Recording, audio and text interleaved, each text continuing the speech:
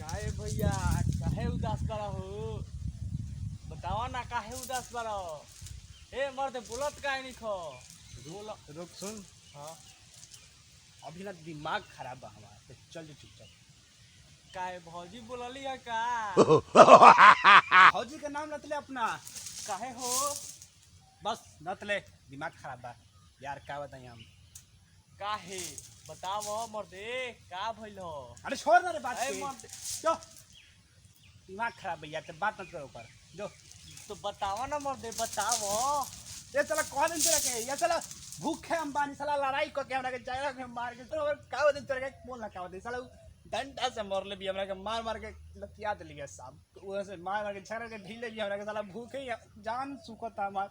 ये साला पारी के खियावे के काम मिल पारी के, लेकिन हमरा खाना के केहू के सोच नहीं के, कुछ नहीं के।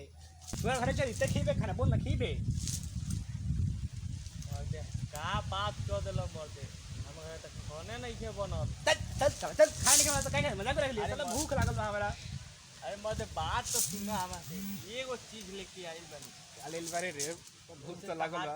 भूख मिट जाई। का हरे हई बली काली दे ना, दे चलो दे, भूख लागल बा। केरा हो। साथ नहीं भागना तो सर हट